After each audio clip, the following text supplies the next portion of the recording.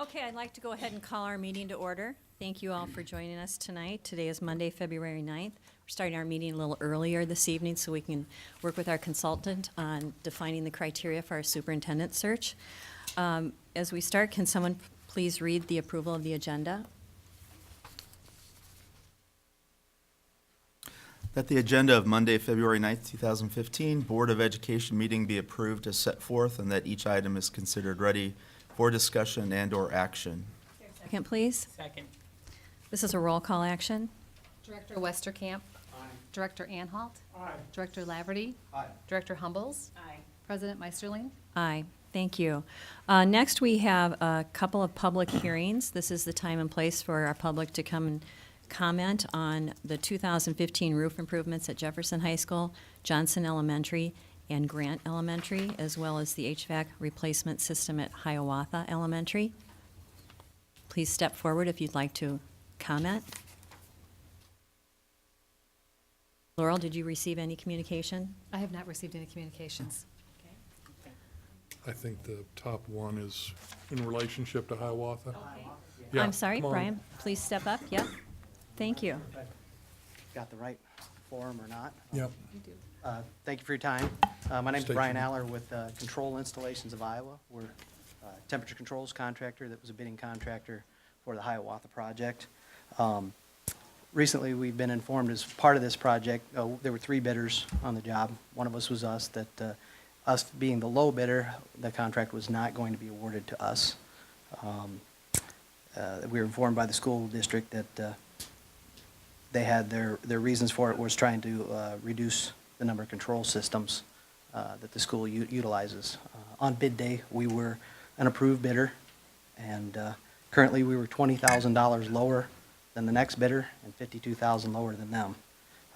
We've been in business for 35 years. We've already performed work for the school district. Jefferson Phase 1, we installed a almost similar system at the Jefferson School District, which successfully communicated with the building. And so we're asking some consideration as why we would not be the awarded bidder for that project, so. Okay, thank you. Okay. Anyone else like to address the board with comments? Seeing none, that does close out the public hearing. Next is superintendent report and board reports. I'll start with you, Dave, and alumni spotlight. Okay, thank you. Recently, we did send out a card to all box holders in the county regarding our outstanding preschool programming. So from our communications office, Marcia, thank you for this good work. We appreciate it. The city of Cedar Rapids recently received another national recognition. An online ranking by Realtors has placed Cedar Rapids 4th among mid-sized cities in the entire country for quality education. The criteria included student-teacher ratio, money spent per year per student, high school graduation, and other online ratings. It's great when in other parts of the country are made aware of what we already know, and that is we have an outstanding educational system here in Cedar Rapids. So I want to take this moment and extend my appreciation to all of our faculty and staff for the great work that they do, our fine students, and our supportive community. It's always good to see your town on those lists. It is. Really high. That's great. As we know, winter is here. Unfortunately, we've lost some hours of instruction due to delays and cancellations because of inclement weather. I want to make sure everybody is aware that classes will be held on Monday, February 16th, and Thursday, March 5th, 2015, to make up some of the time lost to these weather conditions. Other announcements will be made later based on what happens next this winter.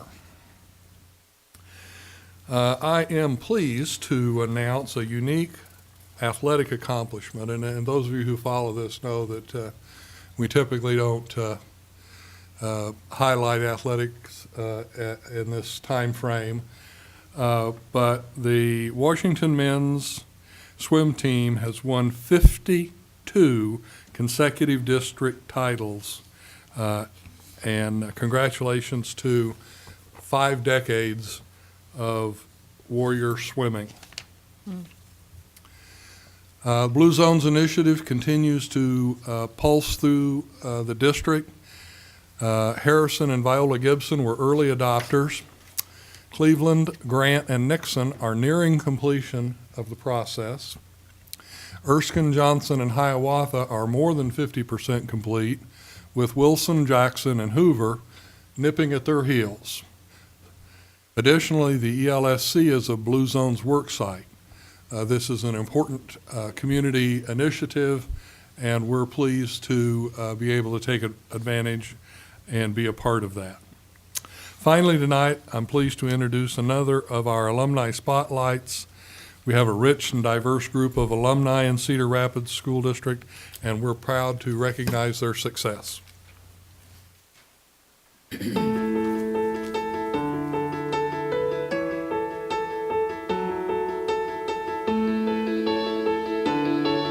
American economist Dr. John Lipsky is celebrated worldwide for having been the first deputy managing director of the International Monetary Fund, serving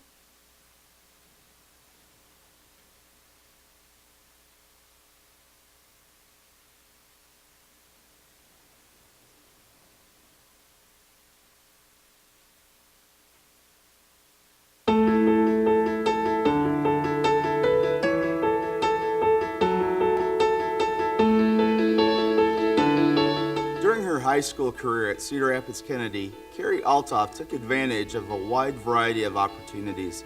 She was elected class president each of her 4 years in high school, played in the band, and performed with the Cougar Marching Band Color Guard. She also ran cross country and track, played soccer, and was a wrestling cheerleader. Additionally, Carrie was involved with the Red Cross AIDS Project, a program that trained her to speak to her peers about HIV prevention. According to Carrie, the Kennedy AP English course she took under teacher Eddie Sang was the most fun and challenging class she experienced at any time during her 20 years of education. She adds that she learned how to learn while in high school, how to study, how to think, and how to ask important questions.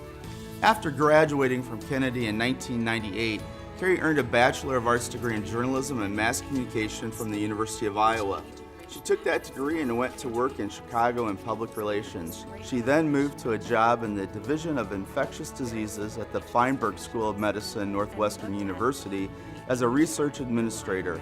It was while working there that Carrie discovered her true passion and began her pursuit of a career in public health. She moved to Baltimore, Maryland to study at the Bloomberg School of Public Health, Johns Hopkins University. After earning a master's degree in May 2005, Carrie went on to earn her PhD in epidemiology from Johns Hopkins in 2008. She then accepted a position as an assistant scientist at the school, becoming a tenure-track assistant professor in epidemiology in 2011. She currently teaches and conducts population-based research on the effects of aging with HIV. Carrie shares, "I'm very proud to be a product of the public schools of Iowa. Having children of my own and living in the environment where many children go to private schools, I am flabbergasted by the limitations to the private schools in terms of opportunities for kids. I felt like I could try so many new things while in high school. It made me fearless when it came to travel, education, and enjoying life because I knew how to try new things. I wish I could send my children to the Cedar Rapids Community Schools, but that's a 900-plus mile commute. I credit the schools that I attended with laying the foundation for me to become a research scientist and a lifelong learner." We're pleased to recognize the many successes of district alumni Carrie Altoff and to congratulate her on her professional career. Wow. We do have outstanding alumni. We're Yes. very proud of all of our students, and particularly those that go on to change the world. Is that the end of your report? Yes. Any board reports at this time? Keith? I'd just like to mention, I went to the Iowa-Wisconsin game, and Well, no, that was not good.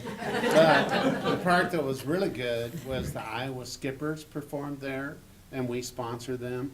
And let me tell you, they did a marvelous job.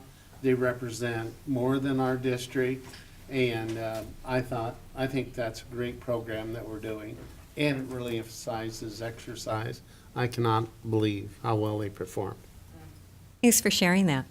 Any other Now the report- team needs to perform. Any other reports from the board? Gary? Yes, legislative report. I wish I could stay with the upbeat that we've had with the alumni and our current skippers, but we did have some bright spots. We had many from the district that participated in an open hearing on the House Bill 80 for allowable growth. Of course, our superintendent, Dave Benson, did a great job with his presentations, as did John Laverty. Myself, I also presented, but we had Tanya Johnson and Ray Foyce and Pete Clancy, all staff members that also had the opportunity to be one of the about 40 people in the 2-hour hearing. I stayed and listened to the debate the next day, and unfortunately, it didn't have a whole lot of impact. Although we did have some people that got up and did speak in support of a 6% allowable growth. It was not accepted, and the 1.25 was passed on, as we all know, to the Senate. The Senate is looking at an amount to come back of 4%. I believe the final, it will be decided in a joint committee between the House and the Senate at what point.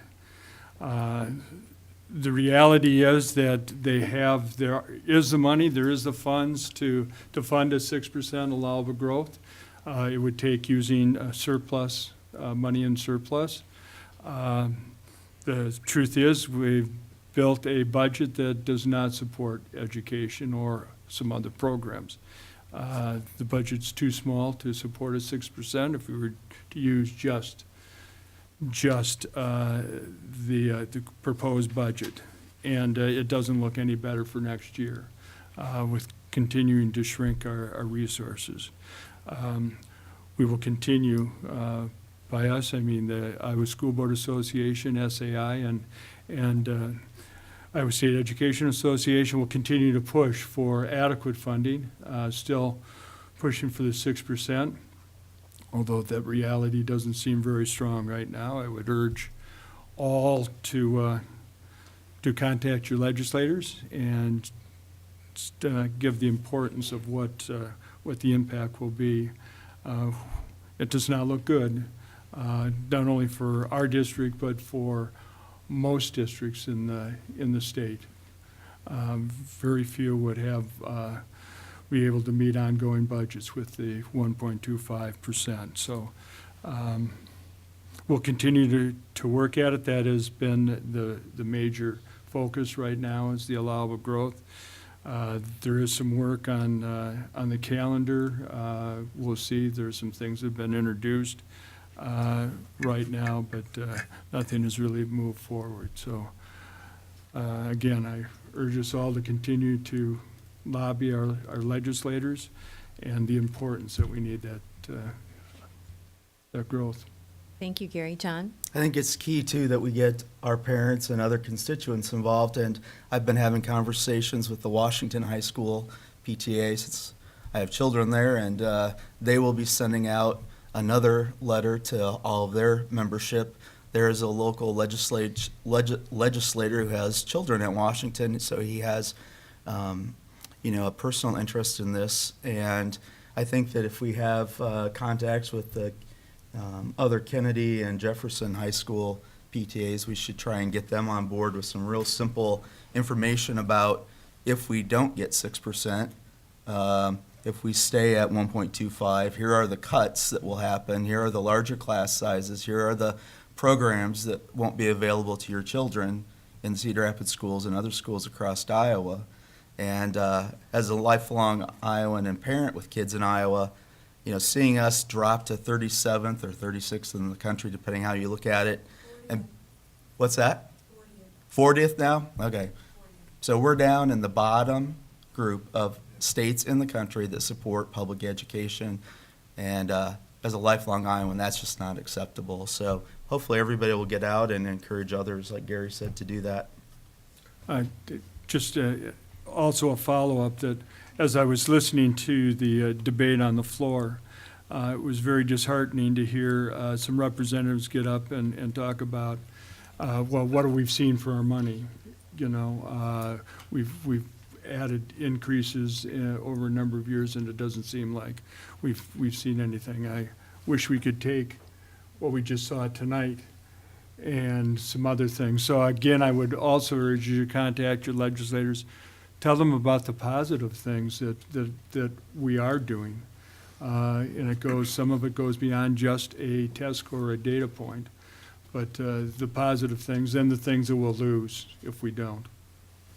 John? I don't know if it's acceptable use with public funds, but obviously we have media access and public television access. Is there anything that we can do as a district to put together a video that would showcase the positive things that are going on in our district and the consequences if funding is left at where it's at on the proposals, that we can get out there on public TV and maybe radio spots and things like that? I don't know what the local media companies are willing to do for us, but I know that we have access on public cable TV show, so. We could also put that video out to our PTAs The in our various PTAs, schools. absolutely, on the website. They need It's a specific good suggestion. instances of Cedar Rapids and how our students and staff and schools will be hurt by this. I'd love to have a short 6, 7, 8 minute, you know, that time frame CD that I could take to the Capitol and show some of our legislators and get it out there too. Don't So it's a good misunderstand idea. that. Is 6, 7, 8 minutes too long for an attention span? Probably. 4 or 5 minutes Maybe at the two. most. Yeah, 2, 3 3. But it's more, That's about the amount of time they We have give so you. many good things, I just I think know. it's hard to I know. condense it maybe they together. could do a short version and a little bit longer version for the television. Good suggestions. And Gary, Not that we want John, to give you more to do, Marcia. Gary, John, and Dave, thank you for attending that hearing and speaking out.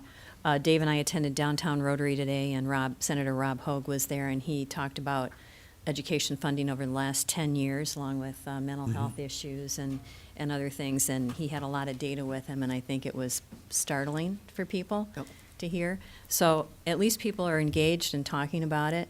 We hope all of you folks are doing the same thing, and we'd be happy to come and speak to any group that you think would benefit from our explaining the situation and how it will impact our district. So, thank you all. Next are communications, delegations, and petitions. I do have a request from Tanya Johnson.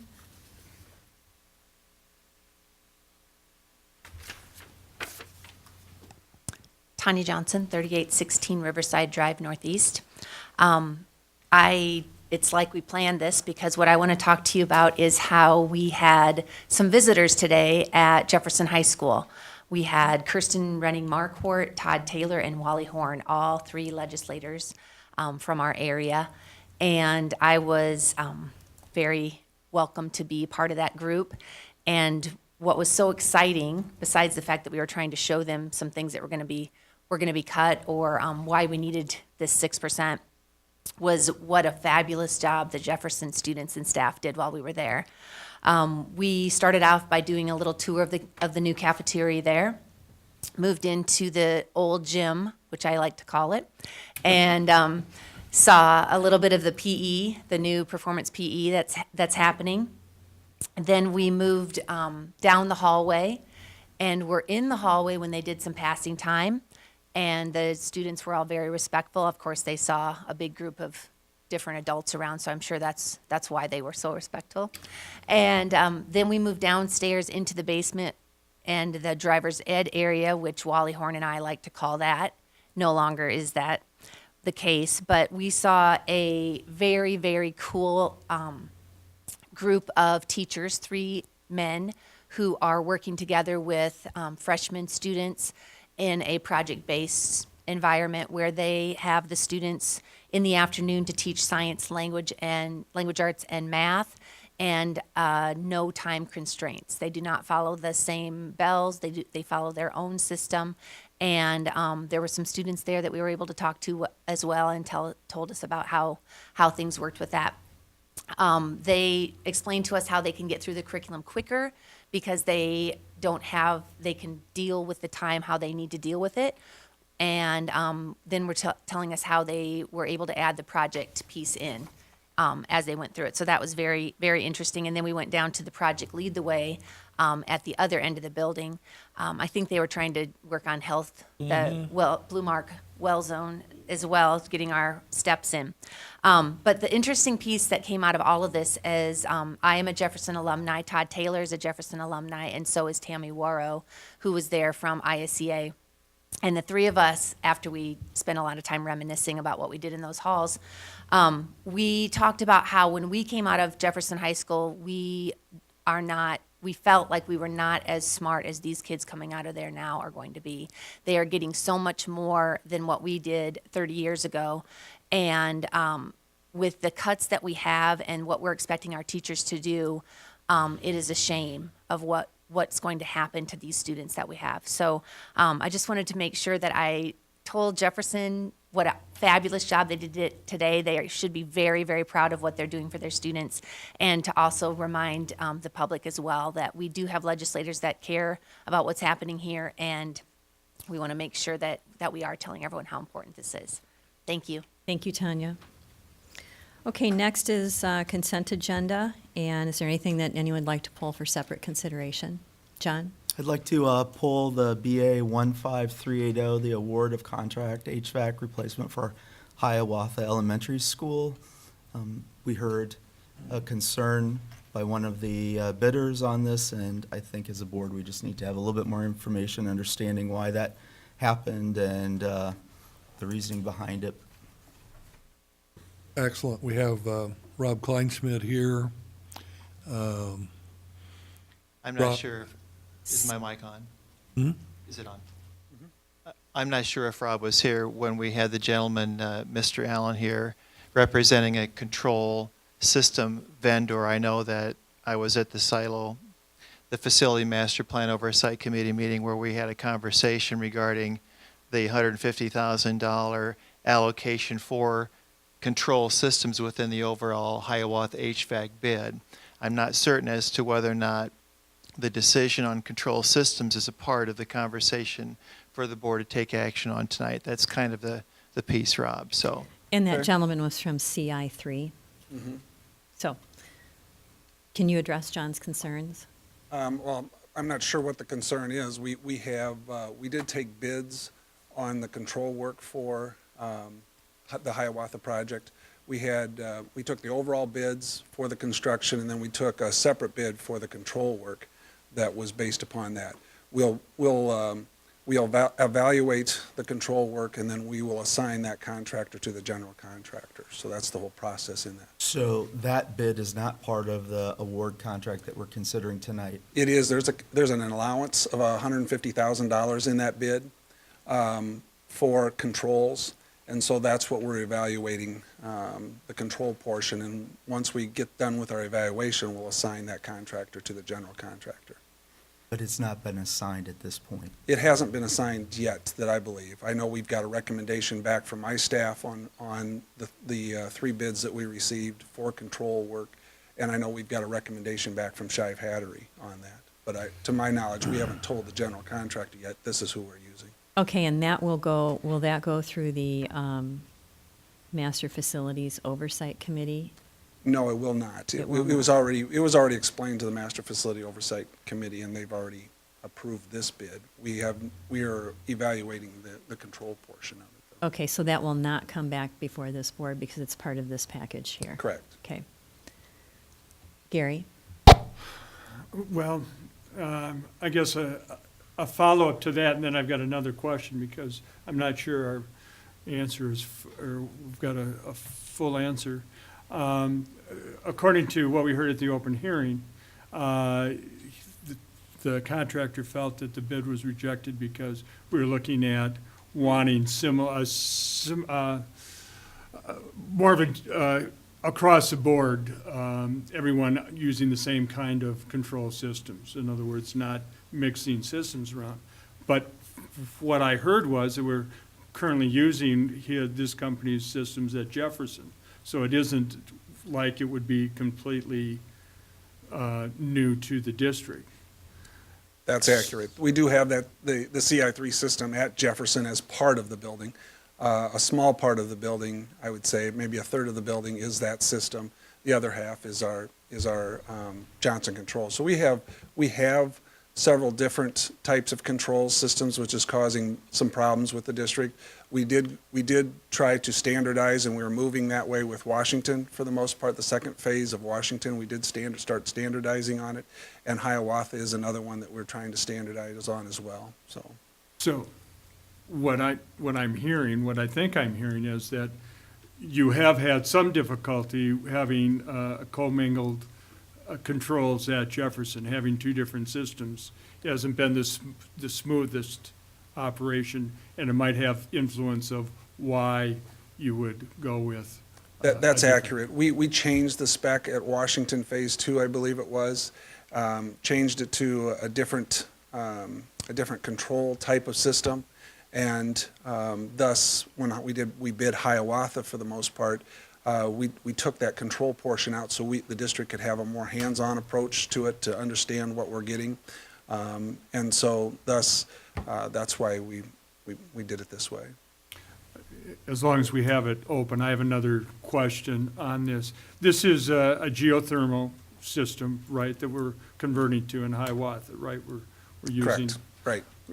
Groundwater. Is this going to be a pull and dump or a re-injection system? It's pump and re-inject. Yeah, that's the city of Hiawatha. We worked quite a bit with them to try to incorporate the district standard with the city of city of Hiawatha. They currently didn't have it. They wouldn't allow us to do this system, and after we negotiated with them and did some, we thought some very good education by bringing the DNR in and bringing the pump company in, they had changed their city codes to allow this system. So we greatly appreciate working with Hiawatha and the city of Hiawatha and understanding. It was a joint venture and working together. So they did accept it. They changed their city code to allow the pump and re-inject system in there. I personally think it's a more environmental friendly to re-inject. I appreciate we're going that way. John? One more question Sure. about the bid. So the gentleman from CI3 indicated that he was an approved bidder on the day that the bids were due. So that he came in as the low bidder, as I understand it, on this part of it, is what we were told. Is this, number one, is it allowable for us to not accept an approved bidder, this the low bidder on part of a contract?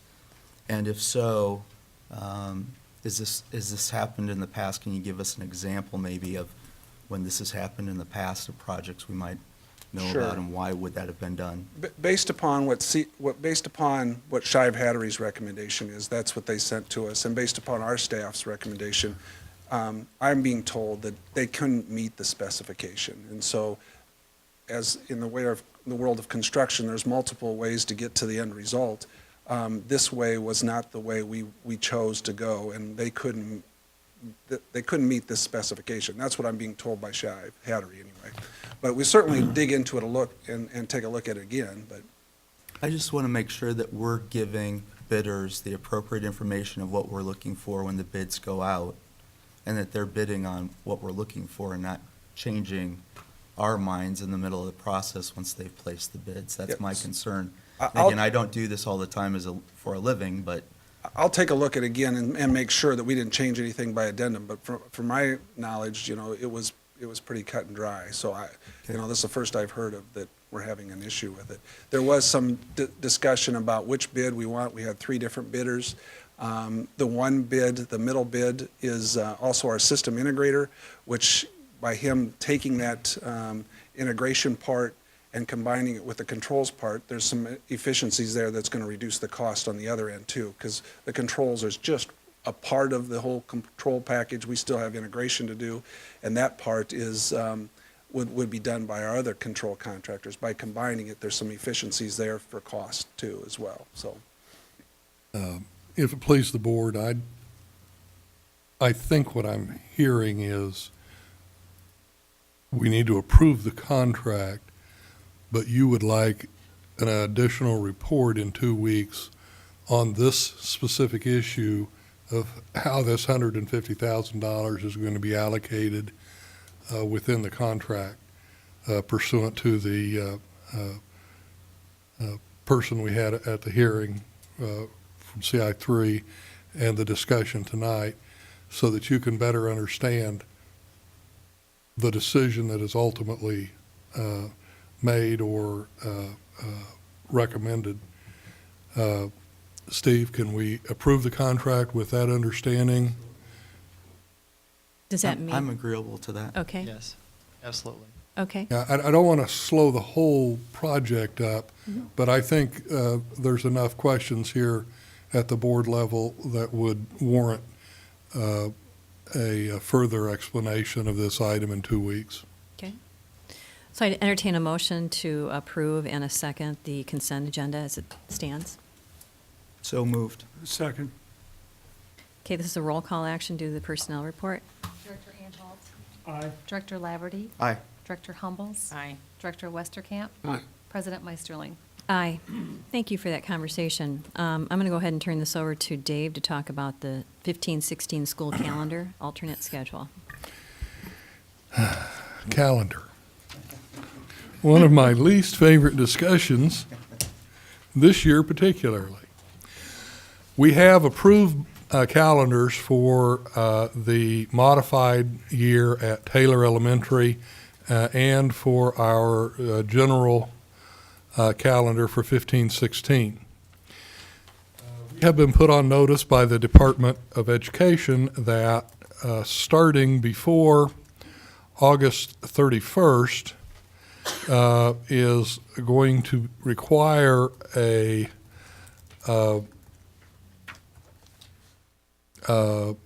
waiver application that would meet certain criteria that looks to us like it would be very difficult to do.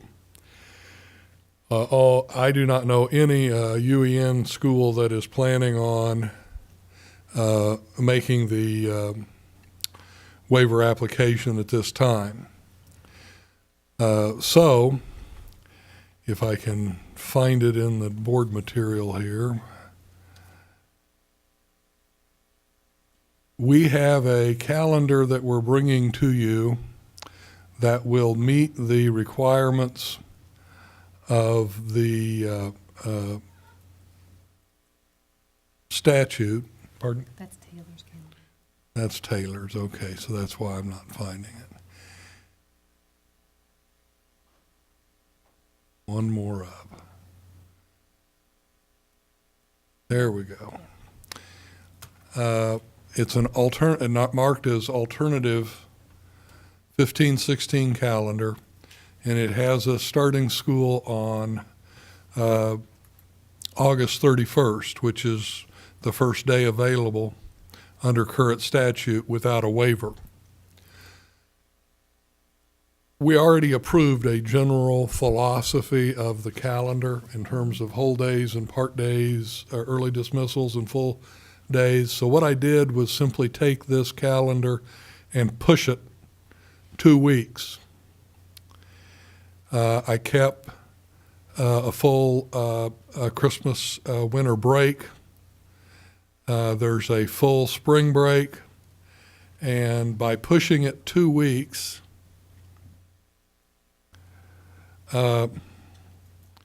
we go to last day of school being June 9th, rather than the current calendar, last day of school, May 26th.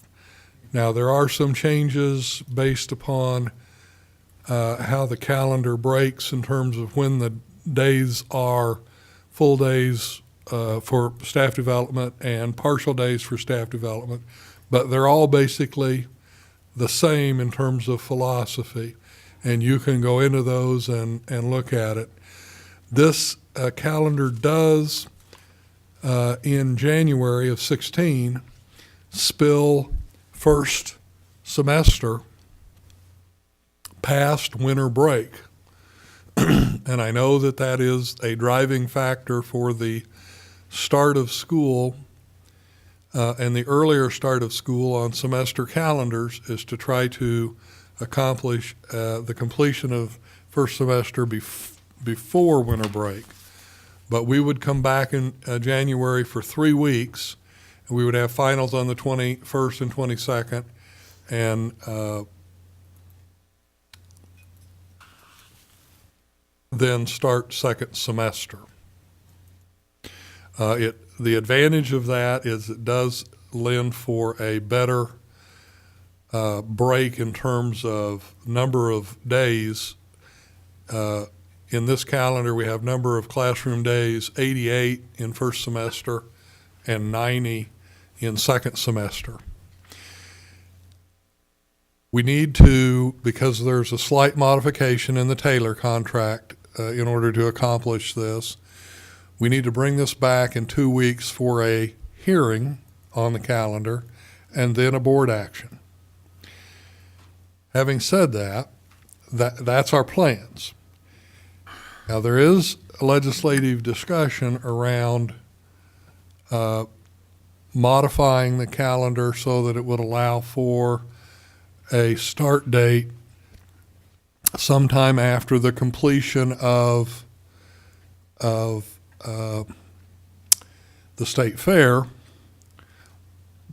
but earlier than the Monday of the week in which September 1st falls. And there's only one, since there's 2 weeks between there's only one time that is. That's August 24th.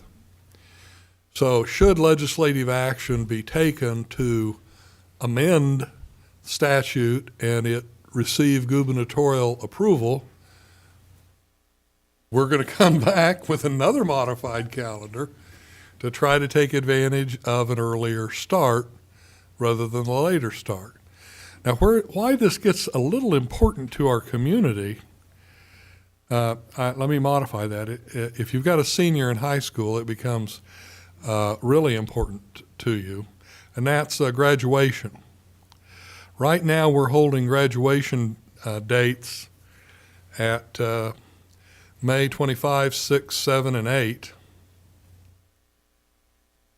Those dates will not work if we have the later calendar.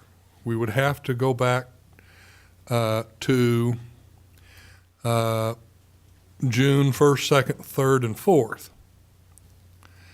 So graduation's an issue. And most school districts don't have this problem, but we need a big venue in order so we don't have to give senior parents tickets and we don't have all that. We have an outstanding facility in the Cell Center, the U.S. Cellular Center, and we found out that we could do graduation very successful at the ice arena. So we have a couple of choices, but the later this gets, we're running the risk that another contractor will come in and take those dates. But in order to meet the letter of the law right now, to not pursue a waiver which does not look promising, we will bring back a public hearing in 2 weeks to approve these modified calendars for the school year to start August 31st and go to June 9th. I'd be glad to answer any questions. Yes, John? I was just going to say, I looked at this the other night, and I do appreciate you've kept the holiday, winter break, the Thanksgiving break, the spring break, the same dates, because I do know many families already have confirmed plans and things on those dates. There was a concern raised, and I can't remember if I read this through the UEN or who it was, but the advanced placement courses. So those advanced placement courses happen in mid-May, is that correct, I believe? They happen well before the first 2 weeks in May. So under this new arrangement, we're going to have high school seniors and kids that have taken the AP classes done well in advance of the end of the year with what are we going to be teaching? There's two concerns there. There's the concern that you expressed regarding how do you hold people's attention to the end of the semester. But you also have the concern that you've lost 10 days of instructional time in front of those AP tests. And all of my AP teachers tell me that it's a real push all the time to get all the material covered that they'd like to cover. So we have both of those issues going on. Gary? I find it interesting that we have we had an educational summit a couple years ago, sponsored by the governor and education reform, and educational community kind of got raked for pertaining to an agrarian calendar in our school year. Now it looks like we're being forced to work around a state fair, which I would say is pretty agrarian in an event. The other is that we are now working under hours and not days. We converted.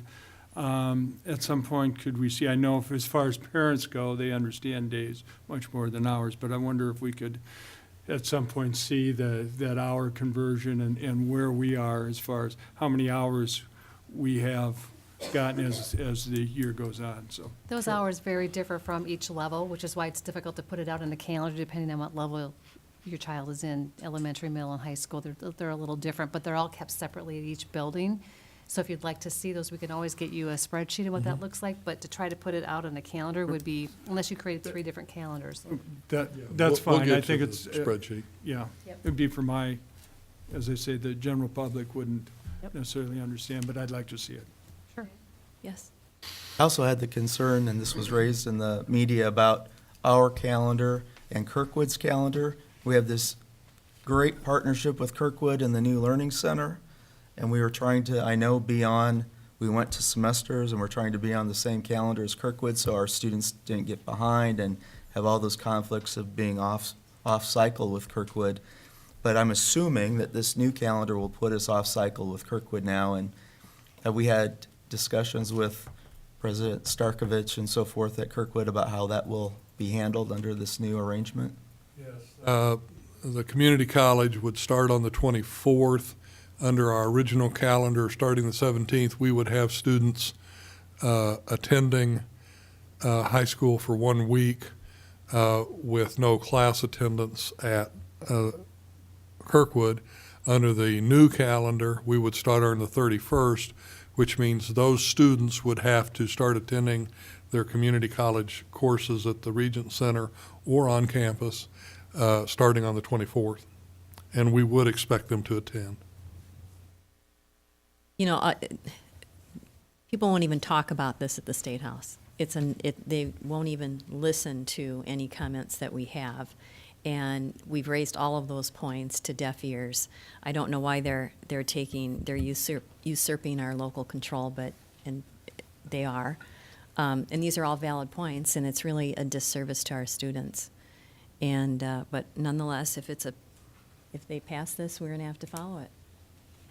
So thanks for your comments. Continue to contact your legislators once again about the calendar. Thank you. Thanks for the work on the calendar. Maybe you'll get to do it again. Okay, next I'm going to turn this over to Dave and Laurel to talk about the policy manual review and revisions. Thank you. The Policy Review Committee is bringing forward some policies, regulations, and procedures, and a couple of proposed procedures for your consideration this evening. If you have any questions, we would be glad to address them at this time. Yes, John? I just raised the one issue on Regulation 211.1, may pursue other administrative or judicial remedy at any time, and I just suggested remedies, and in an email back, you said that that would be fine, and you did explain why in 211.1, why you had crossed out the adherence to a bona fide occupational educational qualification shall not be interpreted as discriminatory because it was related to employees and their contract versus 611.1 was related to the students and their rights. So, thank you, I appreciate that. We thank you for your comments. Gary?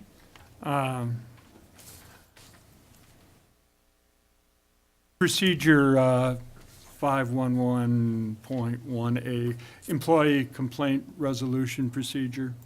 And I think there's a follow-up procedure after that too, but yes, we still have, this will not replace what we currently have as far as our resolution team.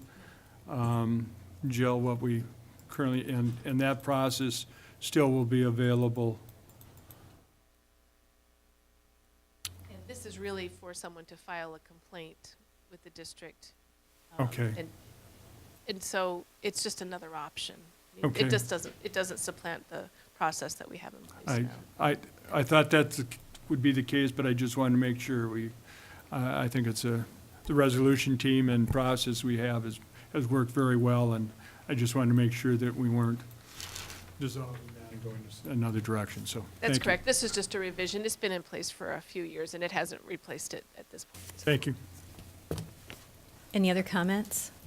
My only comment had to do with, and I know it's a procedure and it's not something that we govern, but these complaint processes are very laborious, and not everyone looks at the handbook or looks at the web page to figure out how do I make a complaint. So I want to make sure that we've built in some flexibility and help people work their way through this process and through that procedure, and make sure that it's easy for them to navigate instead of making it difficult for them to navigate. So I hope you keep that in mind. Thank you.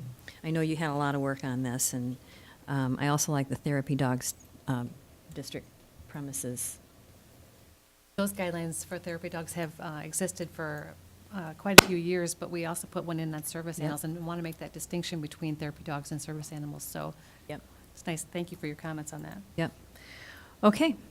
Any other comments? All right, then we are going to go ahead and turn to Bill Attia from Hazard Young and Attia to talk about the leadership profile report and development for our superintendent search. Thank you. Yep. Well, I should say it was an enjoyable couple of days I spent in Cedar Rapids a few weeks ago. Your weather was much better than weather many other places I've been since then. And I was hearing Dr. Benson talk about the days off. I was fortunate enough to get out of Boston this time before the snows came last night. When I got the flash on my cell phone yesterday, your flight's been canceled tomorrow morning, I said, well, what do I do about Cedar Rapids? But fortunately, I got the last flight out last night. And today I learned they've got another 12 inches of snow. They're up to 62 inches this year. So Dr. Benson, I guess he left already. It could be worse. Yeah. I thought it was good to start off with Carrie Althoff's show tonight because, you know, when we were here, we asked several questions. We asked, what are the strengths of the district? What are the challenges? What do you want to see in your new superintendent? And you have a 53-page, I believe, report that I understand would be available to the public, and it's going to be, I believe, posted on your webpage. And I'm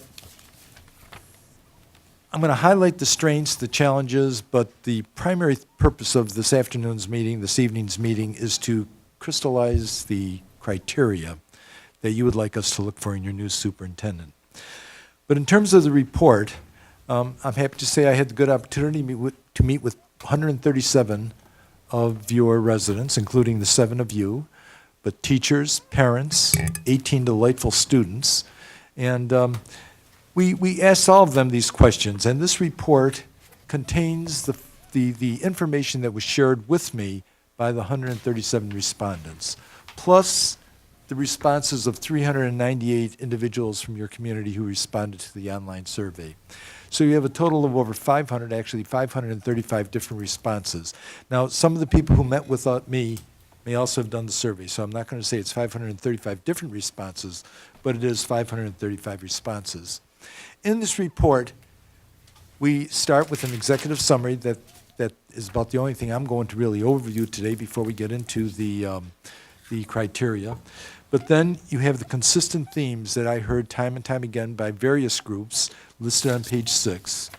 And in the appendix, starting on page 11, you have all the comments that were made with some frequency. They were less frequent than the consistent, but what I heard with some frequency is listed in those comments on page 11. I should point out that all the comments in the report, including the list of the criteria, are all listed alphabetically.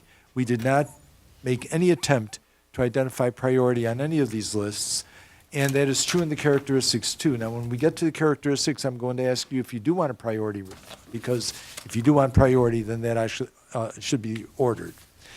The results of the online survey are on pages 8 to 10, and then starting on page 28, we have listed verbatim all the comments that were given on the online survey. The only thing we did was correct some of the spelling and grammatical and punctuation errors, and we deleted the names of individuals if they were referred to. We do not believe that individual names should be listed here, and that is footnoted in the report. And then the other thing we want to say is that this report, although it is rather expansive for a community of your size, goodly number of people, numerical-wise, it would be a statistically significant report, but it is not a statistically significant report because it was self-administered. And by that I mean we did not statistically find a sample and ask those people to respond. Rather, anybody who wanted to respond was able to respond. We do want to thank all of the people in your community who responded to both approaches, the interviews, the focus groups, the community forums, and the online survey, and also especially to Laurel for setting up all the meetings. Thank you, Laurel, and to her entire staff that were most cordial when I was here for the 2 days. I'm sure they moved around and gave up some of their offices and everything else, and I did appreciate that. Wanted to say goodbye to, or thank you to one of the people who helped me and tried to get back into the building, and I couldn't, so I'm glad I caught her the next day. So that's the outline of the report, and I do encourage those who are interested to read it, and of course, I'm sure that all board members have read it. It was sent to you 2 days ago. Let me just talk a little bit about what we found out. You know, your community has experienced a number of successes. You've got a long history of successes in the district, as is exemplified by the video highlighting Cary.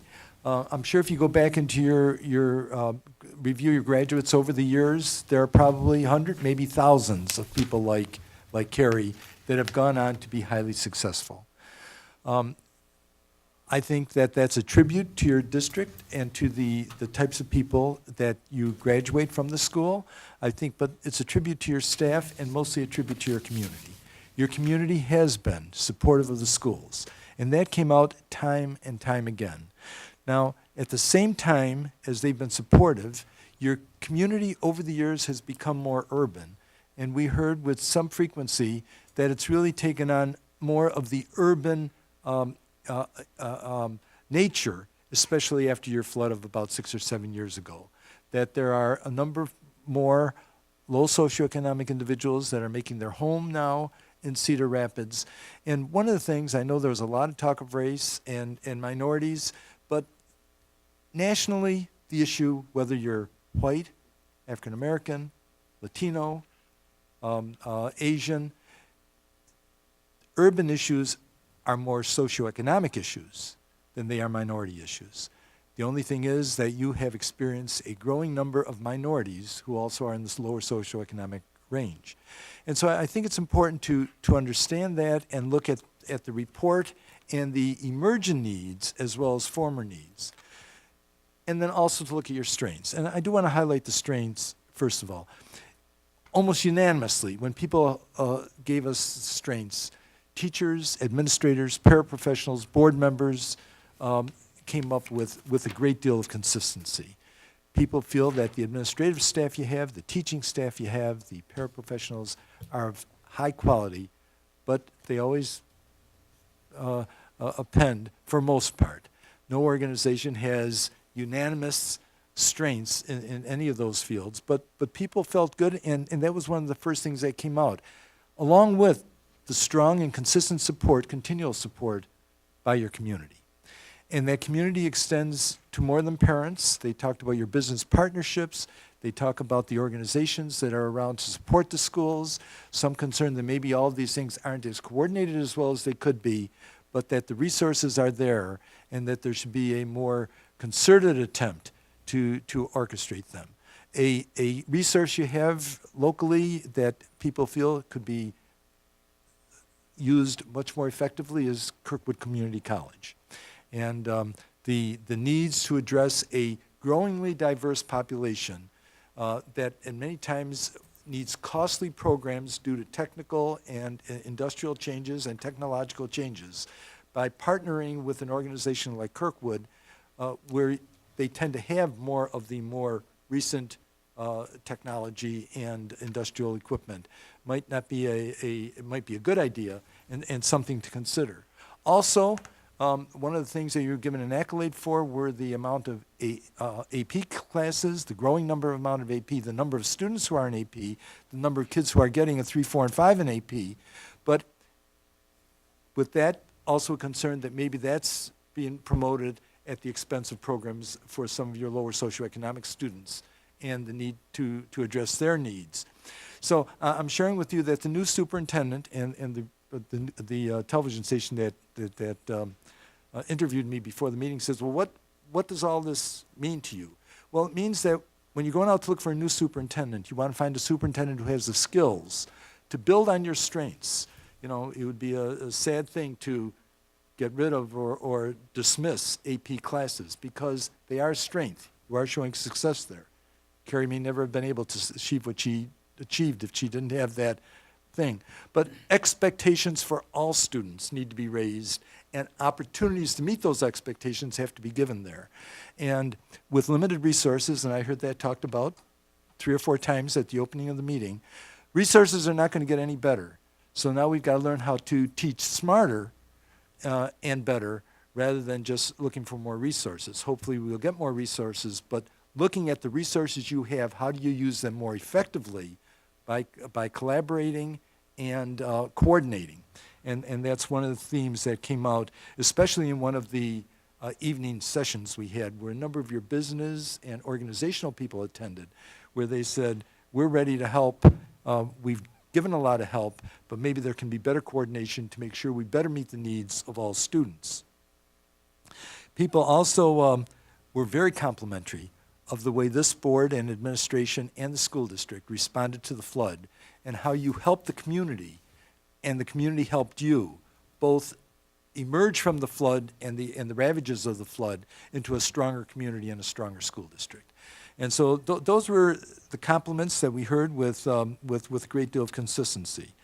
The innovations, STEAM and BIG, the professional development, especially the professional learning communities, and the impact that has done in taking a look at kids in a more holistic approach. All of these have been positive things that people recognize. The students commented on many of these things, the teachers, the parents, et cetera. So you have the benefit, as one person put it, we have a city with all of the amenities of the city, but it's still a small town that people can get their arms around. And that is the type of a school district I think that would be attractive to many people, especially people who want to work in an urban area, yet want to work in a situation that's workable. Sometimes when you go into a larger city, the issues are so blatant that you almost don't know where to start. So the issues you have that we're going to talk about are addressable, and I think the community and the people we met with are ready to help. And what are some of these challenges? Obviously, the biggest one is the achievement gap, academically.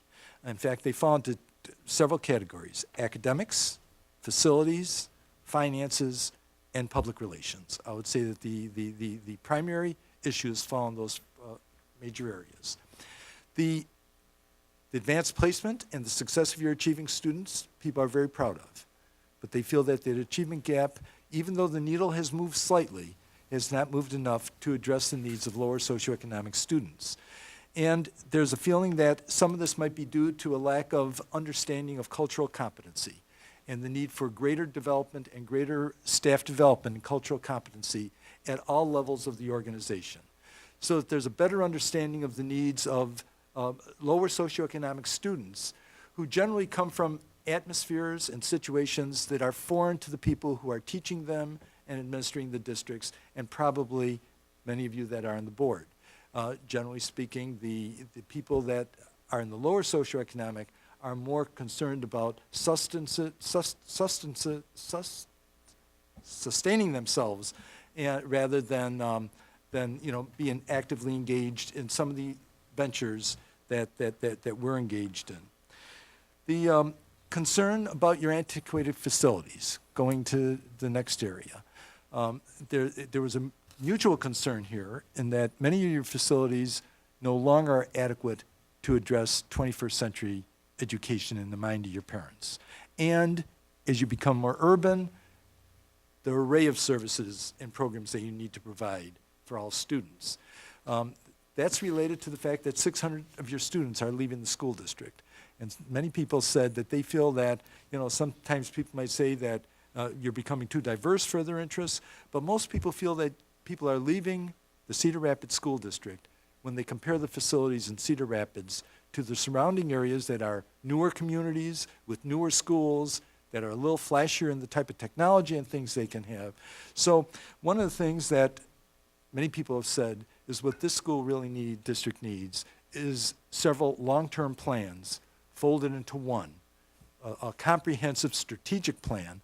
But in the area of facilities, they're looking for a long-term facility plan that will look at either replacing or renovating antiquated facilities, while at the same time looking at the growth needs that you're going to experience with Highway 100 and the boundary change needs that you're going to need to experience as your community continues to grow. And they also feel that if you address some of the facility needs, your community can grow even more rapidly. And I believe it was one of the board members who said that Cedar Rapids could well become the largest school district in the state if you really capitalize on addressing some of the concerns that might not make the school district as attractive to some of your residents. The excuse me. The next area was finances. And again, they feel that there's a need for a long-term financial plan. I want to couple this with the strength of community support. Time and time again, we heard that the community does respond in Cedar Rapids to a need that is understood and visible. And their recommendation of many of the people that I met with said what we need is a long-term financial plan so that people can see not just the needs of today, but the needs as they're going to emerge. And if today's needs aren't addressed, how it becomes increasingly regressive in the long term, and presenting a long-term financial plan to the public and getting the public engaged, the business community engaged. A number of the business people that were at that one meeting said, we'd be very happy to support the schools if we had a clear picture of what the long-term needs are, and getting the business community and others looking at the financial plan and joining forces with the board and the administration and the staff and the parents and the community at large to provide adequate financial resources for a school district that would be producing 21st century students. And then the fourth was public relations and engagement.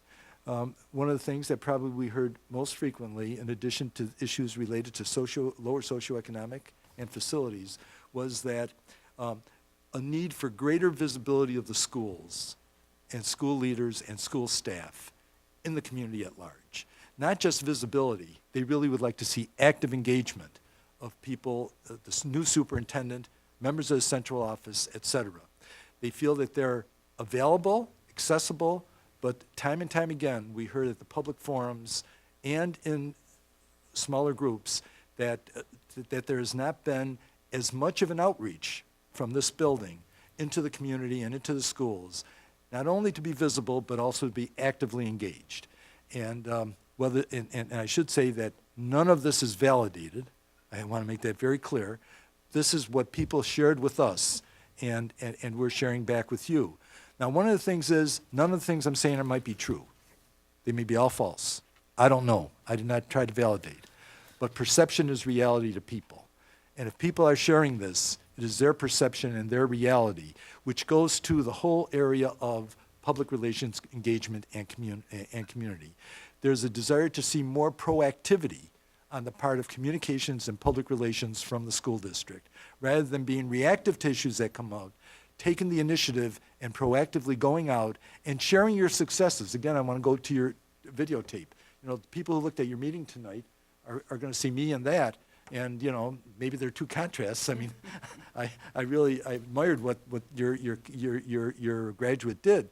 But the truth of the matter is that we don't tend to be as proactive in education as we need to be.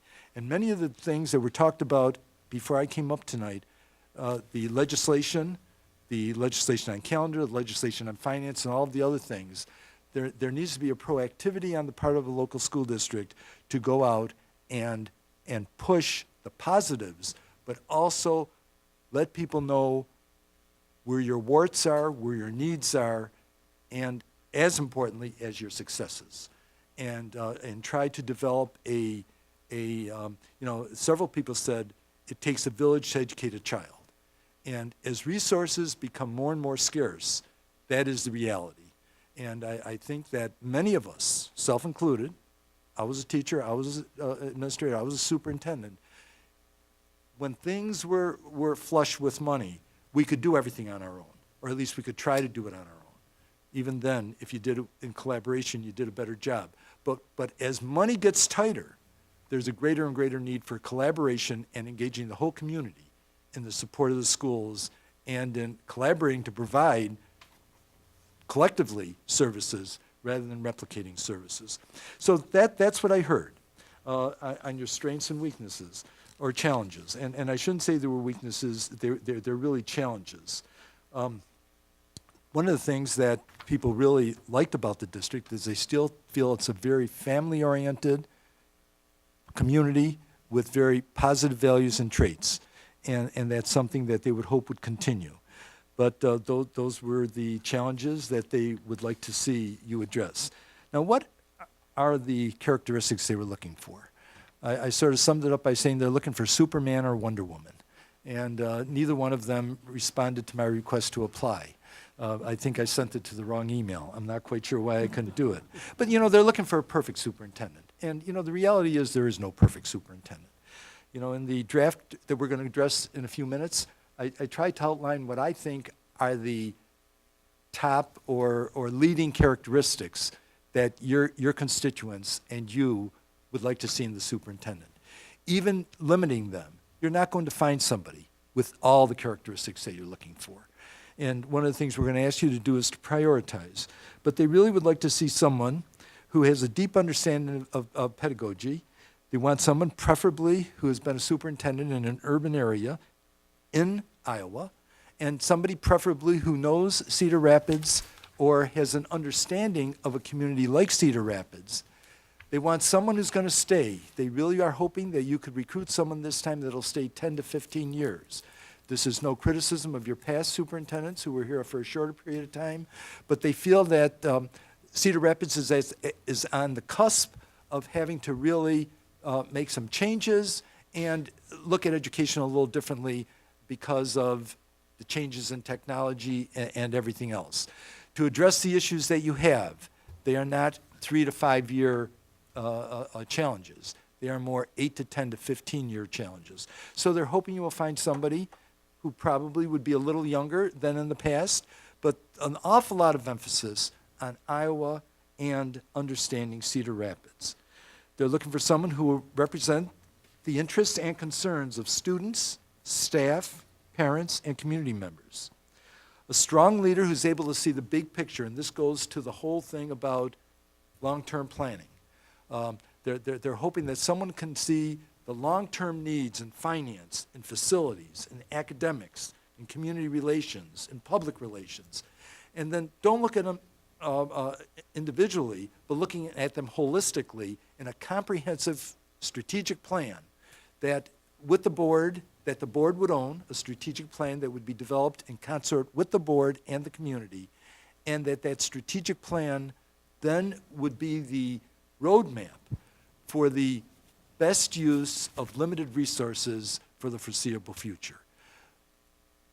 Addressing those issues that will give you the biggest bang for the buck. One of the things that we've tried to do in schools for too long is be in all things to all people. Again, if you have unlimited resources, you can do that. But what the board needs to do is prioritize, and they need to see the whole spectrum of what the needs are and prioritize to address the needs that are going to give the biggest response and address the needs with primary focus on all students. One thing that doesn't cost money and has a great impact on organizations is expectations. And they're looking for someone that'll come in and raise expectations for all in the organization, raising the expectations of staff, of students, and of parents. And it has to be done collectively, because if you're going to work as a team, expectations need to be raised for all. They're looking for someone who will develop a positive professional climate of mutual trust and respect, and that this would be among faculty, staff, administrators, and hoping that that would result in team-focused leadership. They're looking for someone who would hold a deep appreciation of diversity and the importance of providing safe and caring school environments. I mentioned about the active engagement in the community, but they're looking for someone who's innovative, creative, a risk taker, and they're looking for someone who will come in, recognize the need for change, but understand the problems and the difficulty of impacting change, and helping staff, parents, and the board appreciate that and understand it before you engage in the change, because often so many changes are short-circuited when the problems arise. But if you know the problems are going to arise, you're more willing to accept those problems. And if any of you studied some of Fullen's work, that's the Fullen dip. If you ever want to achieve, you're going to have to take a little bit of a dip before you can go further up. And so they're hoping that would be understood by the new superintendent and would be shared with all of the people. So with that, well, let me just say one other thing about the online survey, and then I'll pause and see if there are any questions. In the online survey, 5 things surfaced as the 5 key characteristics. If you recall, the online survey listed 25 characteristics of highly successful superintendents. The one that came out, 58% of the respondents in Cedar Rapids said, listen to and effectively represent the interests and concerns of students, staff, parents, and community members. So an exquisite listener who understands that listening is the most important part of communication. And that maybe is the best way to put it, that the community is looking for there. Secondly, and this was 53% of all respondents, foster a positive professional climate of mutual trust and respect among faculty, staff, and administrators. Third, 52%, and these are the only 3 that had over half the respondents responding, be visible throughout the district and actively engaged in community life. And it's interesting because these 3 things not only come out on the survey, but if you sat in any of my focus groups or any of the group sessions, these were the things that were said there. The next 2 hold a deep appreciation for diversity and the importance of providing safe and caring school environments. And finally, lead in an encouraging, participatory, and team-focused manner. Those were the 5 top characteristics. Now, how did that compare with our national benchmarking? Your first and second were the same as national, except nationally it was second and first. Then your other 3 nationally ranked 12th, 14th, and 20th among the 25 characteristics. Excuse me. So you can see that there's a little bit of differences when you're looking at your visibility, the deep appreciation of diversity and and providing safe and caring environments, and leading in an encouraging, participatory, and team-focused manner. A lot of other districts did not put as high a value on those as your district does. And I think that's important because remember I talked about the DNA of a district, and you really need to match candidates to the DNA. But I encourage the board and the public to review the entire report. I think there's some interesting data there, and I'm going to pause and say, are there any questions? That was a little more than 10 minutes, wasn't it, Mary? I apologize. I told Mary 5 to 10 minutes, but that's, It's all any right. questions? Everyone violates that rule. Is the report on the website? Is that part of what we're providing to the public? We will, after, it will be, okay. Yes. Terrific. So, thoughts, comments? So what do we do next? I mean, The next thing is the criteria. criteria? That's very important, is to discuss the criteria. But Gary, did you have a question? I do, but it actually follows, I think we'll just wait, I'll hold on it until we talk about criteria. Okay. Because it's kind of a follow-up to it after we have the criteria. You know, I gave you a separate sheet on the criteria. Did you pass it out? Everybody has it, 2-page? And I did that so you could jot notes on it and all that if you wanted to keep the other report intact. The criteria, what we did is took your online survey, all my notes, my copious notes, all the notes I put in here, and tried to identify the things that were said with most consistency, recognizing that you're not going to find an individual that is going to excel in all of these. Hopefully, the individual you find will have some evidence of all of these there. But, you know, and I want to mention, these are alphabetical. You may want to prioritize them. This is a draft from Bill Attia. Bill Attia is not the person responsible for developing your characteristics, even though in my contract I said, I will share with you what seems to be evident if this reflects what you want. You know, it's okay to say, we like it just the way it is, but you also should have, there's no pride of ownership. This is your document, you can revise it. You may want to add to it, you may want to delete, you may want to modify, you may want to prioritize, you may want to throw it all out and say, Bill, we're going to write something and send it back to you next week. That's your prerogative. But I'll just pause and state, you know, I'll just state and then I'll pause. You know, opening comment, people said they're looking for someone who's visionary, looking for someone who's innovative, and they're looking for someone who's results-oriented. And they want somebody that's going to build on the successes you've achieved to date. They're not looking for somebody to come in and throw everything out and start from ground zero. We heard that from students, we heard that from teachers, we heard that from parents. There are needs to be addressed, but people feel that there's a lot good going here, and it should not be we should not recruit on the emphasis that we're looking for someone to come in and change everything. Definitely not. But you want somebody to come in and address your challenges and have the skills to lead the district for 10 to 15 years.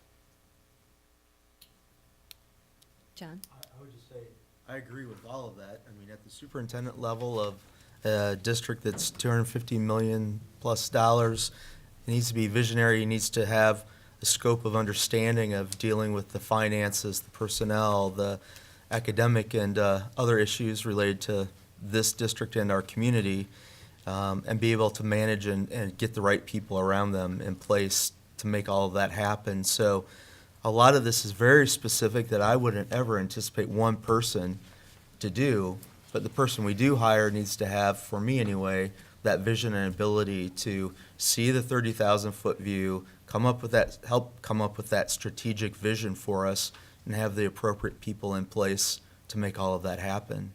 And I appreciated that listening key, being out in the community, in the schools, listening to the students, the staff, the teachers, the business leaders, whoever it is, our community organizations, understanding what that need is in the community and incorporating that into that vision. So I also appreciate that the the public picked up on, that there's a lot of innovation that's very positive in our school district.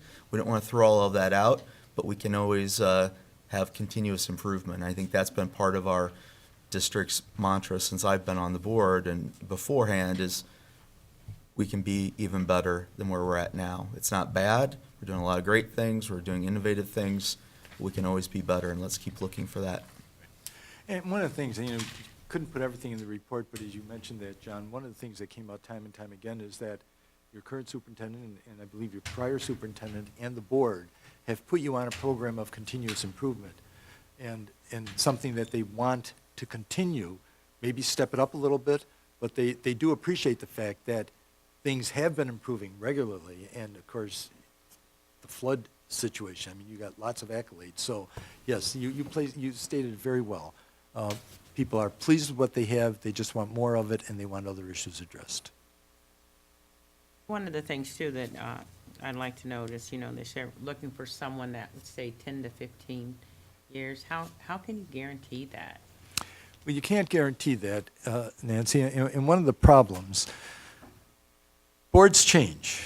And this board, the 7 of you, are the board for the Cedar Rapids Community School District today. One of you can resign tomorrow when a new board member comes on, and just one person changing on a board changes the complexion of every board. And so one of the reasons I think there was the push for that comprehensive strategic plan is, generally speaking, if a board has a comprehensive strategic plan that is a long-range plan, it gives consistency to board behavior and board action. And it puts you on a track so that the direction of the district doesn't change with every change in a board member. A board member comes on, realizes there's a strategic plan. Ultimately, the board as a whole may want to change that strategic plan, but something is in place to give direction as new boards come on, new board members come on, or even the majority of the board changes. There's something in place to provide direction for them.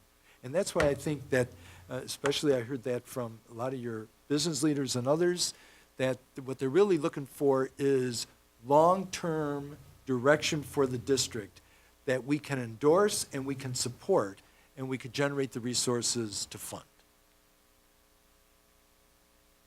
Gary? Along those lines, I think we did have a facility study a couple years ago that started that process of developing. I think one of the pieces was missing was the funding of how do we long-term. We have some projects, some goals we understand, but how do we do it? Particularly when we see a shrinking support from the state level. So I believe that we spent too long before we addressed facilities in this community. We went 20-some years before doing it. I don't think we shouldn't wait 20 years to do it again. It should be an ongoing.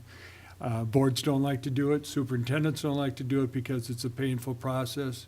But I think it becomes less painful if it becomes more of a mode of operation, that this is the way we do it, particularly when we have fluctuations in populations and so on. That being said, one of the things that recurred as I looked through the report was the out in the buildings and wanting to be closer, more contact with staff. And I kind of have a mixed emotions about that, because I know that this is a large organization, many buildings, a large budget, lots of things to do. I think the comments are more a symptom of they want what I'm hearing, and again, it's always dangerous to judge what you think people are thinking, but what I think it is a symptom of feeling a disconnect from this building to the classroom or the individual buildings. They might be feeling that central office really doesn't understand what it's like down in the ditches, what it's like to be in the classroom a day. And so they want, I think more than anything, it's not just the presence, but to feel that a connection of, oh, they really get it. They understand what we're going through. So I think that that is important, you know, a mix. I don't want to see them spending 3/4 of their time visiting classrooms, but yet there still be, every classroom teacher should feel a connection to this building and to the superintendent, that they get it. Right. You know, the question I heard more than visible is engaged. And so, you know, you're probably right. I think the community wants the staff engaged so they get a better understanding of our challenges, and we, as a school district, get a better understanding of the challenges that businesses and families and others are facing in the community, and the role the school can play more effectively in partnering to address those issues. Visibility is show and tell. They really don't want show and tell.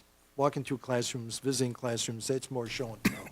What they're really wanting is central office and the administrative staff to be more engaged with the schools. And engagement means developing an understanding and developing solutions to address challenges that understanding develops. I think you're right. Anne? I really like this list. I think it's a really good overview. And in my mind, I'm kind of going back and forth as to whether we should prioritize it or just keep it in alphabetical order. And I can see advantages both ways. So I would be interested in some discussion from other board members about whether or not this is alpha order, or if we want to maybe pick out the top couple. But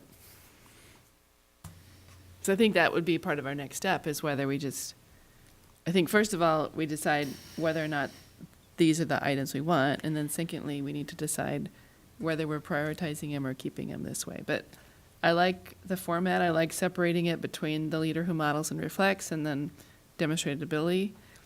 I always like the interview questions that say, not what would you do, but what did you do when you had these kind of situations. So I think we want someone who's at least walked down part of this path in the past, and not someone who's brand new. So that helps with this.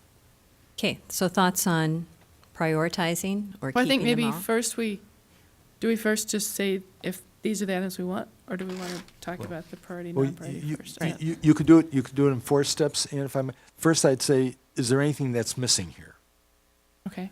Secondly, is there anything that you want to delete?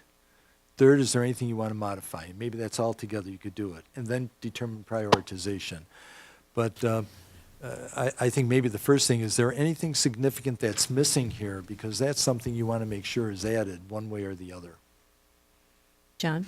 So as I look at a leader with demonstrated ability to, I see a lot of areas, but you had mentioned that academics was one of the key things that came out, and maybe that was just related to the achievement gap, but I think, I've heard from several folks that just a general understanding, somebody who's been in the classroom, somebody who understands curriculum and where curriculum of the future is going and what's best for students and the issues surrounding that. And am I seeing that in here, or where does that come through besides the fact that there's a very important thing, the achievement gap, but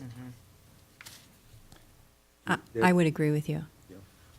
We can add. We need to add that. Right, improving, You know, it's, raising expectations across the board. yeah, raise the boat for all. what I found interesting is that from the summary of the online survey, that actually the second to the last was utilizing student achievement data to drive the instructional decision-making process. Different groups saw that very different, though.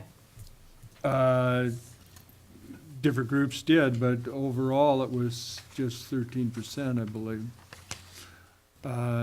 We as a board, well, I don't think that's fair because there was only 2 responses, 2 board members that really responded on the online survey.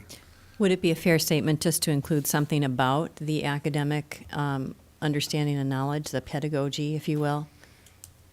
Well, I know as a board that we've continued to set it as, and I know there's community, there's a segment in the community. So it is, I just find it interesting that there So is that really what could be a disconnect between that. Sorry, is that really what the first bullet is saying? Do we want to say address the academic needs associated? I mean, is that We just want more of a focus on academics, and because the first bullet and the third bullet both talk about the academic side of the business, from my perspective. I mean, we just need to modify what's there to stress that a little clearer, maybe. You know, one way to do it is maybe just adding another phrase in the opening introductory comment, that is a primary Oh, okay. responsibility, along with being visionary, innovative, and results-oriented, someone who has a deep understanding of teaching and learning. That works too. You know, as we're going through, it just dawned, how does these match up with our strategic plan and our overall district plan that we have in place? Because, as we said, things could change as boards change, but that has more permanency than anything else. And so, if in fact, are we still true to our district goal and strategic plan that we have worked on and reviewed each year? Does this match up with that? And I don't have the document right in front of me, but.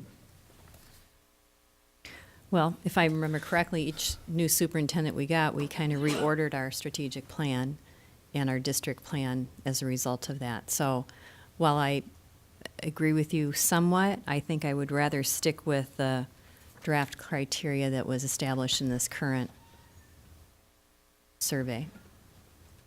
I think a lot of these things fall into the criteria that we've used in the past to develop our strategic plan as a district. So the cultural competencies and the achievement gap and those issues, the financial understanding and fiduciary responsibilities, the understanding of teaching and learning, I think that those were key points in our goals.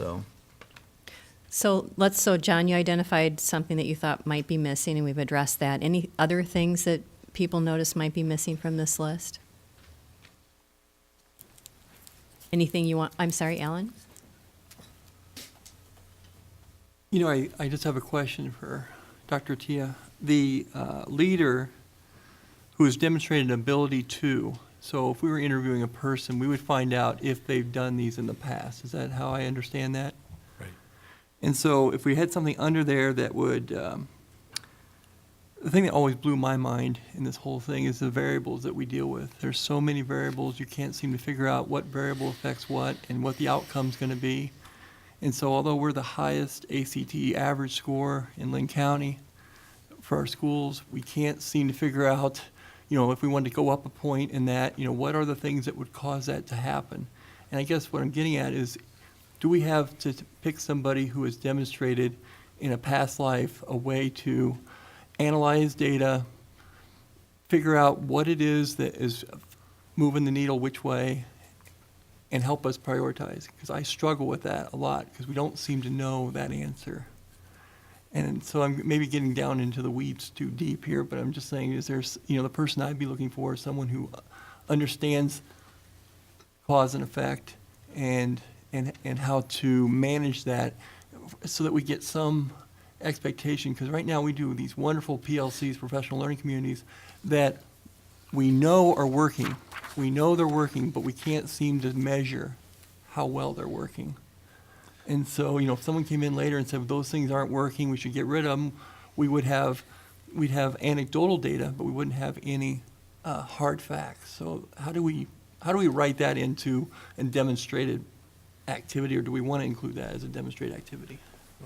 Let me just state one thing. What I'm going to do with all of these comments is I'm going to revise this when I get home tonight and shoot it back to you, because it's going to be, it's impossible unless you want to spend the whole night wordsmithing. For instance, in the opening, and Alan, to address yours, you know, something like a leader who would demonstrate ability to change the wording a little bit, but analyze data and determine what moves the needle and provide support for such activities or something of that nature. To address that academic one, and it might be a little lengthy, but the opening comment, you know, seeks a visionary, innovative, and results-oriented superintendent who sets high expectations for students, staff, and parents, and possesses a deep understanding of teaching and learning and many of the following attributes and skills. So you get it right in the opening paragraph. And so, yes, you were going to say something. Well, it's just that I appreciate that perspective, but I think it's getting in the weeds. And I think that when we go through the interview process, that we could ask that question related to bullet number 2, to demonstrate the need for change and effectively lead those involved in the change process. And there's a lot of experience that we want, and I'm just not sure that we want to get that detailed. So I'm just kind of raising a caution flag on that one, I guess. So I'd be interested to see what other people think. Keith? You asked about something that's missing, and it's through a lot of the comments in here, and that's a long-term commitment to this community. I mean, that's all through this document. I think. And you mentioned earlier too about, an Iowa background, long-term commitment to the community. So I guess I'm going to agree with Ann. That's a level of detail that I think we can flush out in the interview process, because we all know very well what's been written in this report and what those thoughts and comments are, because I think if we don't stop at some point, this is what we want. This is what we want. Oh, yeah. So while I appreciate those thoughts, I think we kind of need to come out of that and come up a little higher, and then you're going to help us formulate the interview questions. Well, you're going to develop the questions, and, you're going to give me the questions you want, and I'll develop them into the interview script, right? So I think we can capture some of that in that format. And, once you interview someone, you hear these answers, you hear passion, you hear commitment, you hear success, you hear all kinds of things. So that would be my comment. I'd kind of rather stick with what we have here in the process of, do we want to delete anything here? But I don't always get my way. What are your thoughts? No, I wasn't responding to that, because I was looking at the document at the end. Experience as a superintendent in an urban setting in Iowa is preferred. So is the preference when the search is being held is within Iowa? We would like someone from Iowa? Well, that was put in there because we heard so many people reference that they would like to see an Iowan. And again, I'm reiterating what we heard from the, this will be limiting, and that's why I said preferred, because you don't want to scare away somebody who's not from Iowa. But by the same token, I tried to reflect what I heard. Now, that is a prerogative of the board. One of the things that, John, was you or Gary or somebody about pedagogy, I think maybe experience as a teacher and superintendent probably should be in there. Because that understanding, again, it's preferred, it's not required. But if that is your preference, and I think in my discussions with most of you it was, and it was obviously with the preponderance of the people we met with, they really would like to have somebody who has a more, a good understanding. When I met with the teachers, they wanted somebody who was in the classroom for 60 years and just 25 years old. But, we're not going to be able to. Right? Am I correct, Tanya? So. Don't you need to be a teacher before you get an administrator license? Not necessarily. In Iowa, you need that? I think you need to be a school. You could be a psychologist or a social worker. Now, you may consider that a teacher. I don't know. It depends how you. I just want to clarify. I don't want to be redundant in our requirements. So if you have to been a classroom teacher, I don't want to add that. No, I don't think. So that's my, I guess, my lack of knowledge in that particular requirement. I'll defer to the administrators here who have an administrative certificate. It's more broadly based. You need to be employed by a school district in a certificated position for 2 years, not a teacher. We're just going to find that out. We don't have to Right. think about it right now. I just Yeah. don't want to reiterate it. Yeah, we'll find that out for Okay. sure. Thanks to Alan, who just shared with me our strategic plan and refreshed it. Our vision is excellence for all. We were talking about academic ability and so on. And so if we really have a superintendent that shares that excellence for all, and to develop 21st century learners and productive, responsible citizens, that actually believes it, has a worth ethic, that has has, through prior experience, has demonstrated that it's not just lip service. It truly believes and works toward and been able to accomplish excellence for all. We'll get into the achievement gap, we'll get into the lower. So I just wanted, I just think it's important that we, as we do it, we don't forget this, that we tie it in. So is there anything that anyone wants removed from these qualities? I think some of them are kind of repetitive of each other that could be merged together, like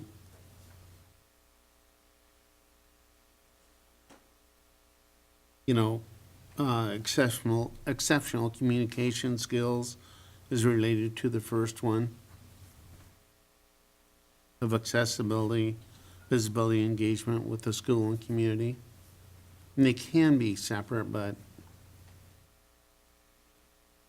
So I'm, I don't have a problem with the list per se, but if you wanted to put them Streamline it? together, it's, yeah. We could combine some of them, or a lot, a little bit more concise. a little bit more concise what we're looking for. What I see through this too, and as you read the reports and everything, it start organizational skills sitting in here, but that's what a lot of people are asking for. That's what a lot of these items cover. They're not asking for understanding educational delivery and so on. They're asking, which is appropriate, at a little bit higher level of where the superintendent should operate. Okay, so, I think the fourth bullet and the first section is redundant. The communication, the willingness to deal comfortably and directly with faculty, staff, students, parents, and other stakeholders. I think that's repeated with the exceptional communication, and then down below with the demonstrated ability to, also the fourth bullet on that one. I would keep the fourth bullet on the second list, but maybe delete the fourth bullet on the first list and make sure those items are addressed. Because to me, that's, I guess I agree with Keith in that being a little bit repetitive. okay, so we're modifying that. I would disagree. Okay, Just that, again, we seem to hear that having that connection with staff and with faculty, the parents, they want to feel comfortable, they want to feel direct. There may be redundant in some of the others, it could be covered in some of the others, but it seemed to be an overriding theme in so many of the comments that they wanted superintendent that they felt and did communicate with them and comfortably. I would leave it, even though you may feel that there's some redundancy. other thoughts? John? I agree. I would leave this list and modify it for anything that was missing. I think, I've worked at the University of Iowa for 24 years, and when we go through the hiring process, and Ann, correct me if I'm wrong, but this is not that long of a list. This is a pretty short list, and for a position that's overseeing, again, the scope of the mission of this district, it seems pretty reasonable to me. So I don't, Bill, you've done this for years and have seen all kinds of districts. Is this reasonable for what somebody out there looking at a superintendent's job would be willing to read through and understand, or are they looking really probably for a condensed version of what we're trying to offer here? Well, what they want to know is what your priorities are, and what Yeah. I tried to put in here is what I heard people say were going to be your priorities Yeah. when we talked about the strengths and but, it could be shorter, it could be longer. I mean, I would rather Mary- personally, Mary was correct, you can give them the whole report, 58 pages, and tell them to read it, but, I would rather err on the side of maybe not collapsing and letting the superintendent candidates see what the public and the staff and others had told us that they were interested in, instead of trying to collapse it down and interpret what they were telling us. yeah, I would say a guideline I would give you is keep it to one page. So we're pretty close to that. Yeah, and might do a little bit with font. You got to remember, there's, up in the heading, there's like for review and modification by boiler vacation, when you drop all of that, it'll fit on one page. And 9-point font and maybe No, not nine. Calibri No, or something? No, no smaller than 11. and But I Okay, think this is, 11, okay. I think this is either 12 or 14, so, You know, you might suggest to candidates that are interested that they actually go to the website and look at the full report. oh, absolutely. Candidates generally do. Right, so That's why we- they're generally That's true. going That's to true. read through this whole thing and probably respond accordingly. So I'm in agreement that we keep the list as it is, without collapsing or modifying much, certainly adding the items that were mentioned here. I happen to, I don't care what order it's in. They're all priorities to me, so I'm not interested in ranking them. But again, that's my opinion. A lot of the priorities that we have as a district through the strategic plan, again, are brought out in several of these. So I think as long as we give them also the strategic plan of the district, that's the board's plan, they'll see how it ties into these priorities, and they can tell us how they fit that and that ability to succeed here based on the strategic goals and the items that the public has told us are of importance to them. That's my thought. Alan? I'm looking at the evaluation form that we use every year for a superintendent. I wonder if, Bill, have you seen that superintendent evaluation form? I thought we should maybe share a copy of that with you, not the results, of course, but just the form we use, because it's funny when you read through it and you read this, you're like going, okay, uses best practices, articulates well. So there's a lot of things that we currently have in there that we're, and not saying that add those to it, but just be aware of those. I think you and I talked about that when I sat with you, and I forgot to give it to you, but if you could do that, Laurel. Which we use the state of Iowa's recommended. IASB or- Okay, so Nancy? No, I was gonna agree with you. I don't think we need to prioritize, but when we're going through this process, that, when we're talking to folks, that some of this get lost. My concern is promote the aggressive recruitment, employment evaluation, and retention of diverse and highly effective personnel at all levels of the districts and its schools. So what we have now, I think it's great and it doesn't need to be prioritized, but really bring that to the forefront of what really is important to us, our new superintendent. Okay. I don't want some of this to be lost too. John, you've expressed your opinion. Gary? I would agree that we don't shorten it at all. I think it's fine the way it is. I would not rank them. I think they're all important. Alan? Yep, I'm good. I'm good either way, so I'm fine. They are all important. I think it'll be interesting to see how candidates respond to the list and what they stress or what they perceive as our priorities. So that would kind of be an interesting lens to look at the applications through. Okay, Keith? I agree, except we probably should let it know that it's not ranked by order. Okay. Okay, so next step? Well, what I'll do is I'll go back and make some of these changes and try to get back to you tomorrow. And if all of you will respond and let me know if I captured what you want. And after I hear from all of you, if there are more changes that need to be made, we'll keep on making it until I get a positive sentiment from all of you. And then we'll get it on your webpage and our webpage. And we'll start to aggressively recruit and evaluate candidates. We do have about 15 applicants for the position already. They've either started or applied since we put it on our webpage. So there is some interest in your district. And so we will proceed from there. Now, many of them have started. They may not proceed once they see the list of criteria, but some have even completed their application. So there is an awareness that your position is there. And we will obviously aggressively recruit candidates too.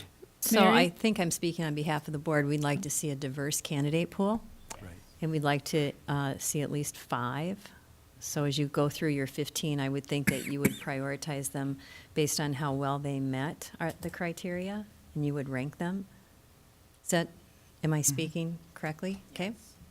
Anne, did you have a comment? Well, I was just, Bill was saying that we reply to him with our comments individually, and I wondered if it made more sense if we forward our comments to you, Mary, and then you would kind of, Yep, or to Laurel, and then you kind of put them together so that it's yep. more cohesive. Let's do If- that.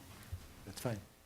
So I will revise this, get it back to you, and then you'll get it back to Laura or Mary? Mary, do you want it, or Laura, who should they get it Mary, back it's your to? call. Okay. I'll take them. I don't know, I'm So- telling him that. So get your comments to Mary, and then Mary can wordsmith it and get back to you, and as long as you can get me a completed copy ready for print, I'll be all set. Okay? Mary, Yes. now my question that I had before, but I held to, now that we have criteria, my question is, how do we get evidence that the candidate possesses the desired characteristics? I know I've gone through this process a couple of times, more than a couple, but and we will bring them in, and we will have our one-on-one interviews, and they will say, "Oh yes, I believe I have a deep appreciation for diversity." That's fine. I want evidence that will demonstrate that, and I want it more than just coming from the candidate themselves. In other words, I've sat through and we can construct some of the questions that, in what instance have you dealt with diversity or whatever, and they'll relate a personal story or anecdote or whatever. And it may have some emotional value, and it may, say, oh, yes, it certainly sounds like diversity. I want more than that. I really want evidence that this person has demonstrated, and again, this is Superman or Superwoman. They may not on every single characteristic, but if they firmly say, yes, I do, then I want evidence. I want empirical evidence that shows us, demonstrates to us that they do have that characteristic. They've been able to do it in a previous experience. I want some hard evidence, and not just yes, I believe that. So Gary, Yes. what I would suggest the board do, which we've done in the past, is we're going to do reference checks. We're going to do a site visit. We're going to talk with various people in the school community, if that person is coming from the school community, and we'll be looking for that evidence in all of the areas that we're interested in highlighting. It won't be incumbent for Bill to get a candidate. It'll be incumbent upon us to look for that evidence and decide if it demonstrates what we're looking for. Does that make sense to you? It does. And as Bill is going through, though, I mean, paid consultant, if there are pieces of evidence that you can pick up along and help us, I do. But as we make those visits, again, the questions, the evidence should go back to the characteristics, not as, do you like working with Joe Schmo? Actually, John and Ann, Yeah. in the last hire, did the site visit, and maybe you want to comment or share an I experience. was just going to say, from the last experience, and I was brand new, obviously, I hadn't gone through that before, Bill did an excellent job of making sure that the candidates lined up as well as they could for this, and then explained to us who the people in the local district were to talk to, and we set that up. We spent a 2-day visit. I don't know that it was you, Ann, no, it was, yeah. Yeah. So, but it was worth it. We covered finance, we covered equity, we covered, well, at that point, we were really focused on flood recovery, so we needed somebody that, could get us through the financial situation and those issues, so. But I felt very comfortable with it. We'll have a chance to actually spend quite a bit of time with each candidate, and maybe even more than once, as we narrow it down to get to specific questions that are of concern. So I know, Nancy, you brought up one issue you didn't want. None of these issues have to, be kept under the radar at all, or not as important, because we as board members get chances to ask the questions specifically. Show us the evidence, talk about specific instances where you showed or demonstrated X, Y, and Z. Those kinds of things can be asked, so.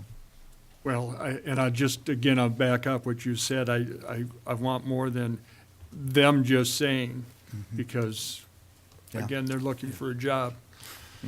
Well- You want sort of a portfolio. and- What? And you want a portfolio of evidence, and what we'll do is ask the candidates, as we go along, we may identify what you want a portfolio to demonstrate, which are the characteristics that you want that evidence, and have the candidates bring it and say, on this issue, I don't have any evidence, on this issue, because you're not going to have a candidate that's kind of strengths in all these areas. It's just going to be impossible.